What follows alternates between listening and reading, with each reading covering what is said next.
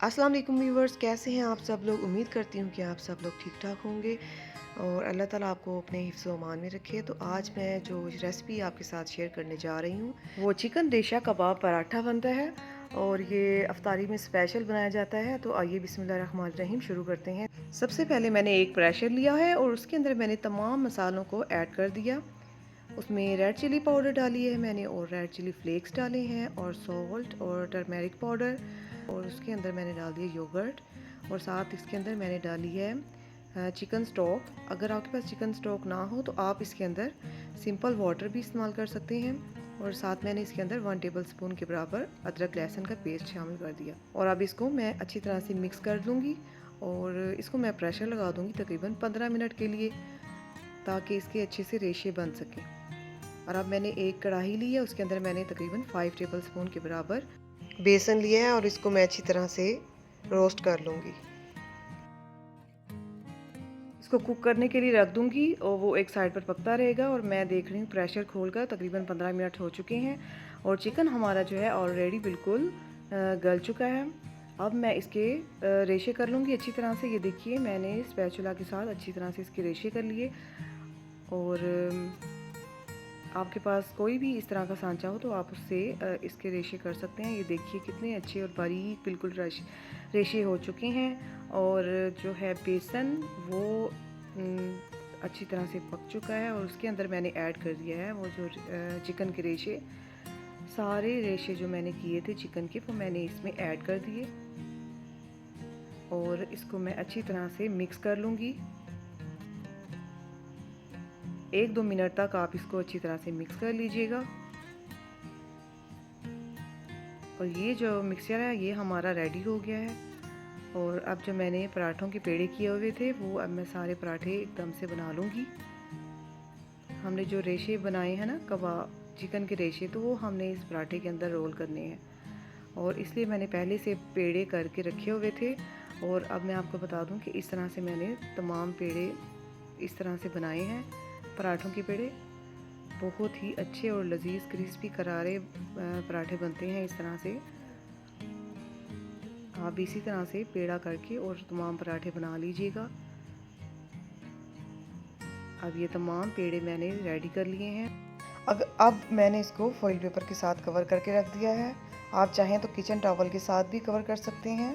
अब पराठों के पेड़ों को मैंने एक साइड पर रख दिया है और अब मैं जो सॉस उसके अंदर डालनी है ना हमने वो मैं उसकी तैयारी कर रही हूँ। एक तकरीबन हैंडफुल भर के मैंने पुदीने के पत्ते लिए हैं और साथ में उसके अंदर मैंने 2 हरी मिर्चें ऐड कर दी और साथ में 1 टेबल स्पून लेमन जूस और साथ में उसमें हाफ कप के बराबर दही शामिल कर दिया और 1 टीस्पून के बराबर मैंने सफ़ेद ज़ीरा और 1 टीस्पून के बराबर तकरीबन सॉल्ट, और इन सब को मैंने ग्राइंड कर लूँगी अच्छी तरह से। और 1 कप दही मैंने सेपरेट से लिया है और उसको मैं थोड़ा सा फेंट लूँगी और उसके अंदर जो मैंने पुदीने वाली चटनी ग्राइंड की थी वो मैं उसके अंदर शामिल कर दूँगी और उसको अच्छी तरह से मिक्स कर लूँगी।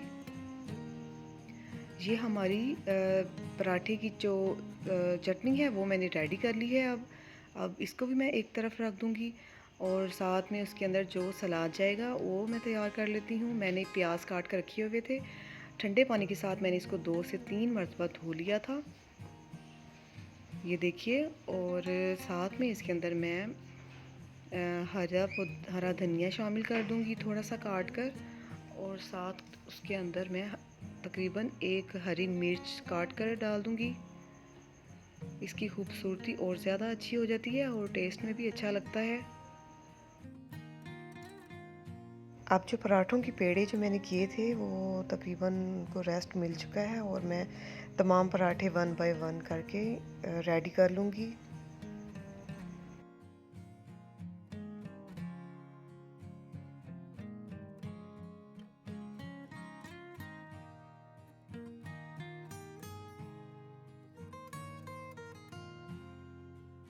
ये पराठा रोल बहुत ही मज़े के बनते हैं। आप इसको अपने घर में ज़रूर ट्राई करिएगा। और अगर मेरे चैनल पर नए आए हैं तो प्लीज़ मेरे चैनल को लाइक शेयर और सब्सक्राइब भी ज़रूर करिएगा। इससे हमारी बहुत ज़्यादा हौसला अफजाई होती है।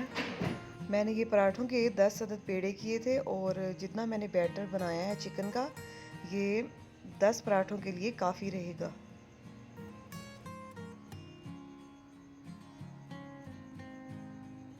ये देखिए बहुत ही क्रिस्पी और गोल्डन कलर आया है इसके ऊपर। बहुत ही ज़बरदस्त पराठा बना है। तमाम पराठे मैंने इस तरह से रेडी कर लिए हैं अब, और अब मैं इसको असेंबल करूँगी। ये देखिए तमाम पराठे रेडी हो चुके हैं। अब मैं तमाम जो है चीज़ें इसकी जो बनाई थी वो मैं पास रख लूँगी, और इसके साथ हमें टूथपिक्स चाहिए। इस तरह से मैंने एक पराठा लिया और उसके ऊपर मैंने रेशा कबाब डाल दिए थोड़े से, साथ में उसके ऊपर सैलेड डाल दिया, और साथ में उसके अंदर मैंने जो दही की चटनी बनाई थी वो मैंने शामिल कर दी, तकरीबन 2 से 3 चम्मच। और अब इसको मैं इस तरह से रोल करके टूथपिक लगा दूंगी, और इस तरह से हमारे चिकन रेशा कबाब पराठा रोल तैयार हो चुके हैं। और इस तरह 1 बाय 1 करके मैं तमाम पराठे तैयार कर लूँगी। पहले चिकन डाल के और उसके ऊपर सैलेड डाल के और उसके ऊपर रायता डालकर इस तरह से मैंने तमाम पराठे रेडी कर लिए। और ये देखिए कितने ही मज़ेदार और लजीज पराठे हमारे तैयार हैं।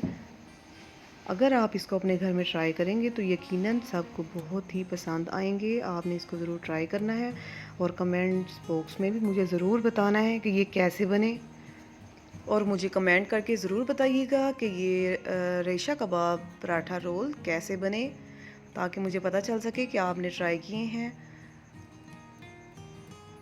इस तरह से मैं तमाम पराठे तैयार करके रख लूँगी। और अगर आपको मेरी ये वीडियो पसंद आई हो तो प्लीज़ मेरे चैनल को लाइक कर दीजिएगा और सब्सक्राइब भी ज़रूर करिएगा। अल्लाह ताला आपको अपनी हिफ्ज़-ओ अमान में रखे और खुश और आबाद रखे। अपनी दुआओं में मुझे भी याद रखिएगा और अपना ख्याल रखिएगा। अब मैं आपसे इजाज़त चाहती हूँ। ओके, अल्लाह हाफिज़, टेक केयर। अस्सलाम वालेकुम व्यूवर्स, कैसे हैं आप सब? उम्मीद करती हूँ कि ठीक होंगे। तो अल्लाह ताला आपको अपने घरों में हिफ्ज़-ओ अमान से रखे और हर तरह की मुसीबत और परेशानी से दूर रखे। तो आज जो रेसिपी आपके साथ शेयर करने वाली हूँ वो क्विक इजी चिकन पुलाव है। ये बहुत ही मज़ेदार बनकर तैयार होता है, तो इसे आपने अपने घर में ज़रूर ट्राई करना है और मुझे बताना है कि ये किस तरह का बना है आपसे। तो चलिए शुरू करते हैं रेसिपी।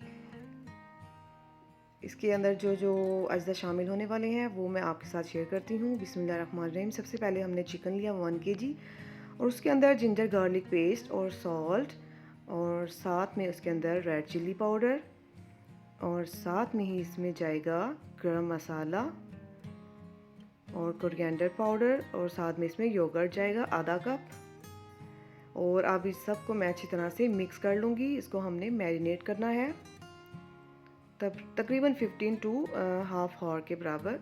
अगर आपके पास टाइम है तो आप 1 घंटा भी कर सकते हैं। तो मैं इसको आधे घंटे तक इसको मैरिनेट के लिए रख देती हूँ। तो उसके बाद मैं चावल ले लेती हूँ तकरीबन 4.5 कप के बराबर, और उसको मैंने अच्छी तरह से धोकर साफ़ कर लिया है। और इसमें मैं पानी डालकर रख दूँगी भिगोने के लिए तकरीबन आधे घंटे के लिए। तो जी, चावलों को मैंने भिगो कर रख दिया है साइड पर। और अब हम शुरू करते हैं। चिकन जो हमने मैरिनेट किया था उसको हमने तकरीबन 1/4 कप के बराबर ऑयल डालना है, और उसके अंदर हमने डाल देना है चिकन। चिकन को हमने डायरेक्ट राइस के मसाले के अंदर नहीं डालना, तो इसको हम अलहदा से फ्राई करने वाले हैं। आप फ्राई पैन में इसको अलहदा से फ्राई कर लीजिए, तकरीबन लाइट लाइट सा गोल्डन ब्राउन कलर इसके ऊपर आ जाए। तो इसको मैं ढाँप देती हूँ एक साइड पर, और एक पतीला चढ़ा देती हूँ चूल्हे पर, जिसके अंदर मैंने तकरीबन 1 कप के बराबर ऑयल डाला है, और साथ ही इसमें 1.5 कप के बराबर ऑनियन बारीक कटे हुए। और कुछ देर के लिए मैं इसे फ्राई कर लूँगी। लाइट गोल्डन कलर जब तक इसके अंदर आता है तो मैं इसको फ्राई कर लूँगी। अब थोड़ा सा प्याज के ऊपर गोल्डन कलर आने वाला है, तो अब मैं इसके अंदर और अज्जा शामिल करने वाली हूँ। इसमें साबुत काली मिर्च और लौंग और दालचीनी और कड़ी पत्ता। ठीक है, इसमें ये 4 से 5 अदद मसाले साबित जाएंगे, जिसका टेस्ट जो है वो चावलों को दुबाला कर देगा। ये जो मसाले डाले हैं ये इसमें लाजमी डालने हैं। थोड़ा सा ऑयल मुझे कम लग रहा था और उसके अंदर मैंने तकरीबन हाफ़ कप के बराबर और ऑयल शामिल कर दिया और साथ में उसके अंदर छोटी इलायची शामिल कर दी। 3 से 4 अदद मैंने छोटी इलायची शामिल कर दी है और थोड़ी देर के लिए मैं इसको भूनूंगी। तकरीबन 2 से 3 मिनट तक मैंने भूना है और उसके अंदर मैं डाल रही हूँ अदरक लहसुन का पेस्ट। तकरीबन 2 टेबलस्पून मैंने इसमें अदरक लहसुन का पेस्ट डाल दिया और जितनी देर में मसाला भून रहा है मैं अपने चिकन को देख लेती हूँ। तो चिकन जी हमारा थोड़ा सा रह गया है, बस हो चुका है चिकन, अच्छी तरह से गल चुका है। बस जी, जब इसका पानी अच्छी तरह से ड्राई हो जाए तो ये समझिएगा कि ये कुक हो चुका है और प्याज जो है मेरे फ्राई हो गए हैं। अब उसके अंदर मैं डाल रही हूँ हरी मिर्च, तकरीबन 2 से 3 टेबलस्पून। आप चाहें तो अपने टेस्ट के मुताबिक डाल सकते हैं और उसके अंदर मैंने डाला है 3 मीडियम साइज़ के टोमेटोज़। और अब मैं इसको अच्छी तरह से फ्राई कर लूँगी ताकि हमारे टोमेटोज़ थोड़े से सॉफ्ट हो जाएं। इस तरह से मैं थोड़ा सा पानी का छट्टा लगा दूंगी और उसको मैं दम पे दूंगी। इसमें साथ मैंने काली मिर्च और सॉल्ट डाल दिया है। इसमें हमने रेड मिर्च नहीं डालनी क्योंकि हमने चिकन में डाल दी थी। और थोड़ा सा पानी डालकर मैं इसको दम पर रख दूंगी ताकि हमारे जो टमाटर हैं वो थोड़े से गल जाएं, सॉफ्ट हो जाएं। 5 मिनट तक मैंने इसको थोड़ा सा दम दिया है, तो ये देखिए हमारे टमाटर जो हैं बिल्कुल गल चुके हैं। बस ये देखिए जी, मैंने तकरीबन 1 मिनट तक इसको भूना है और वो जो मैंने चिकन मैरिनेट किया था ना, उसका जो मसाला बचा था ना दही वाला, वो मैंने इसके अंदर डालना है। अब वो जो थोड़ा सा पेस्ट बचा था वो इसके अंदर डाल दीजिएगा। तो बस हमारा जो है मसाला अब तैयार है तकरीबन। अब जो चिकन मैंने फ्राई किया था वो सारा मैं इसके अंदर डाल दूंगी। इस तरह से जो चावलों का टेस्ट है ना वो इतना मज़ेदार आता है कि आपको मैं बता नहीं सकती। आपने सेम इसी तरह से ट्राई करना है। और अब इसमें मैं पानी शामिल कर दूंगी। तकरीबन 4.5 कप हमारे चावल थे और उसमें मैं तकरीबन 1 कप पानी कम शामिल करूंगी और उसकी जगह पर हाफ़ कप के बराबर मिल्क शामिल करना है। यही इसका स्पेशल इंग्रेडिएंट है और मिल्क शामिल करने से आपके चावल बहुत ही सॉफ्ट और बहुत ही यमी बनेंगे। आप इसको ट्राई करके देखिएगा। तो जी पानी को जो है उबाल आ चुका है और अब मैं इसके अंदर चावल शामिल कर दूंगी। चलो जी, मैंने इसके अंदर चावल जो हैं राइस सारे ऐड कर दिए हैं, शामिल कर दिए हैं। तो अब जो है मैं इसका वेट करती हूँ कि इसका पानी जैसे ही खुश्क होगा थोड़ा सा, जब बड़े बड़े बबल्स आने लगेंगे ना, तो तब हमने इसको दम पर रख देना है। साथ साथ चमचा चलाते जाएं और पानी जो है इसको थोड़ा सा ड्राई होने दें। कि देखिए पानी हमारा थोड़ा सा, बस थोड़ा सा पानी रह गया है ड्राई होने वाला। तो जैसे ही पानी कुछ कम होने लगे तो हमने इसको दम पर रख देना है। नमक आप चेक कर लीजिएगा, अगर आपको नमक कम लगे तो आप नमक और डाल सकते हैं। और इसमें मैं ग्रीन चिली तकरीबन 1 जो है उसको मैं हाफ़ करके इसके ऊपर रख दूँगी ताकि इसका टेस्ट जो है, खुशबू जो हमारे राइस के अंदर आए। और बस जी मैं इसको तकरीबन 15 मिनट के लिए दम दे दूँगी। चलें जी, दम दे दिया है मैंने इसको 15 मिनट के लिए। तो हमारी जो है क्विक चिकन पुलाव रेडी है।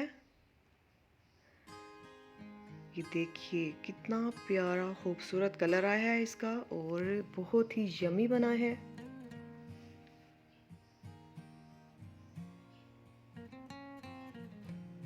अब मैं आपको इसको सर्व करके दिखाती हूँ।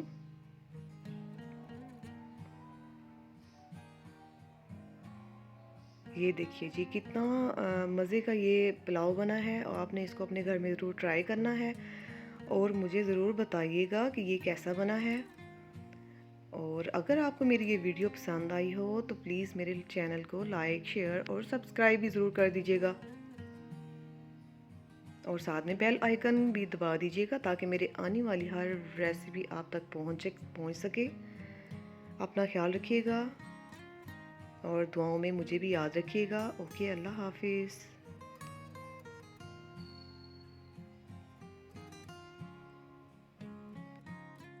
अस्सलाम वालेकुम वीवर्स, कैसे हैं आप सब? उम्मीद है कि खैरियत से होंगे। तो आज जो रेसिपी आपके साथ शेयर करने वाली हूँ वो हैं आलू के पकोड़े। तो तकरीबन आलू जो है इसमें स्पेशल जाएंगे और जो वेजिटेबल्स हैं वो इसमें अपनी मर्ज़ी के मुताबिक ऐड कर सकते हैं। तो इसमें मैं आलू लाजमी डालूँगी और साथ में इसके अंदर प्याज डालूँगी और साथ में इसके अंदर पालक डालूँगी 2 कप के बराबर। अगर आप चाहें तो ये सिर्फ आलू के साथ भी बन सकते हैं।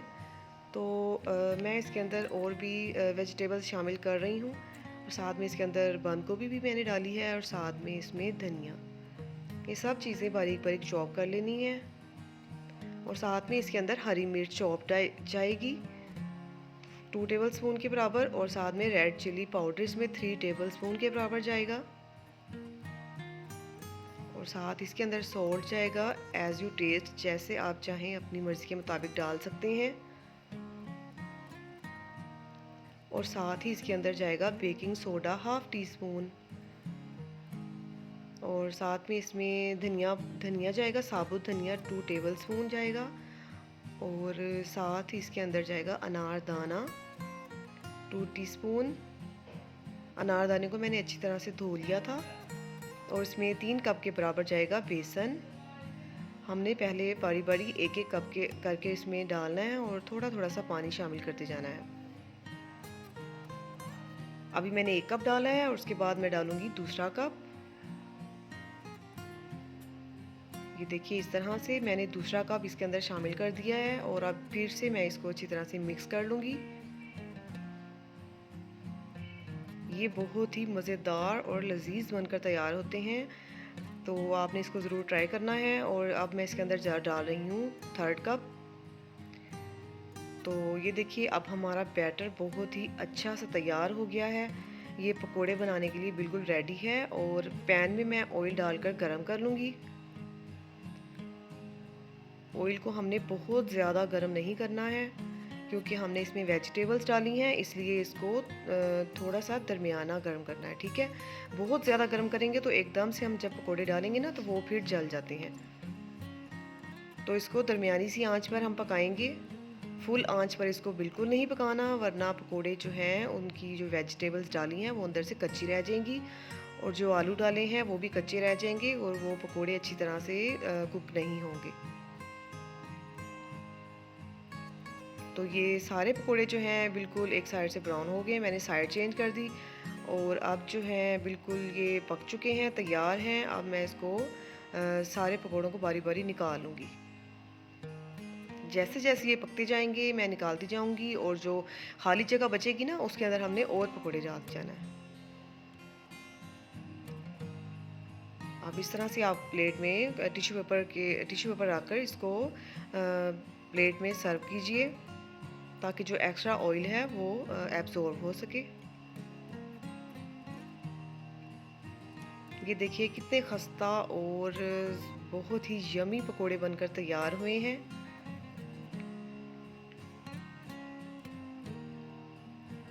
जो भी खाएगा वो खाता ही रह जाएगा। आपने इसको अपने घर में ट्राई करना है और मेरी वीडियो को ज़्यादा से ज़्यादा शेयर करिएगा और लाइक करिएगा और कमेंट में बताइएगा कि ये कैसे बने और मेरे चैनल को सब्सक्राइब भी करिएगा। अपना ख्याल रखिएगा। ओके, अल्लाह हाफिज़।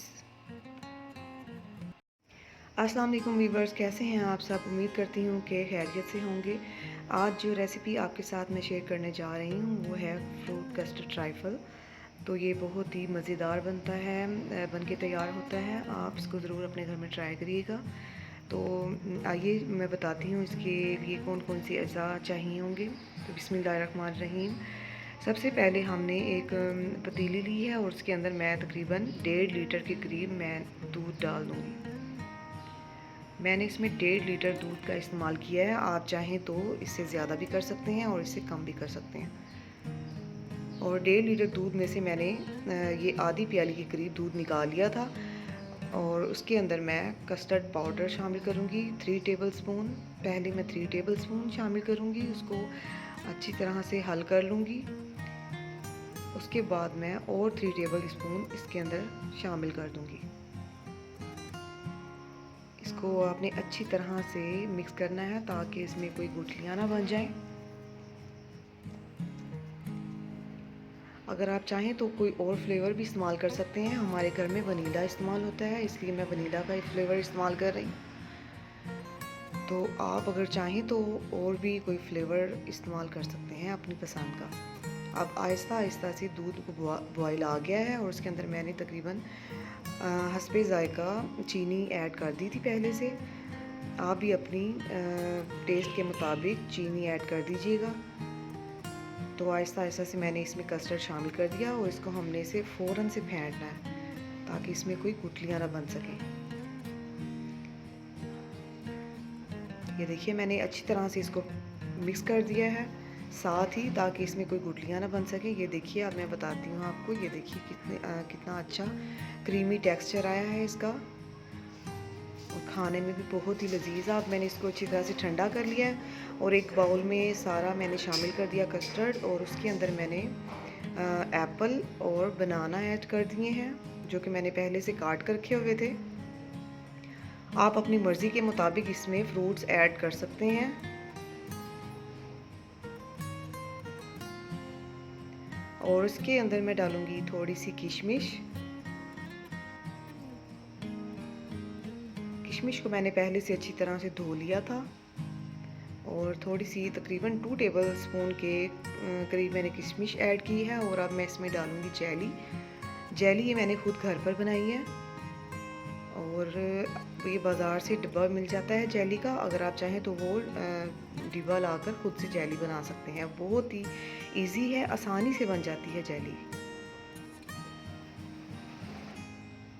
अगर आप ग्रीन कलर में चाहें, येलो कलर में चाहें, कोई भी कलर आपको पसंद हो, आप उस कलर की जेली आप अपने कस्टर्ड में शामिल कर सकते हैं। मुझे रेड कलर पसंद था तो मैंने रेड कलर की जेली बना ली और ये देखिए कितनी खूबसूरत लग रही है इसके अंदर। जितनी आप चाहें डाल सकते हैं, वैसे तो बच्चों को जेली बहुत ही पसंद होती है। तो ये जेली मैंने इसके अंदर ऐड कर दी है। अब उसके बाद मैंने कुछ बादाम इस तरह से काट कर रखे हुए थे, चॉप करके अच्छी तरह से। और अब ये मैं इसकी साइड्स पर लगा दूंगी।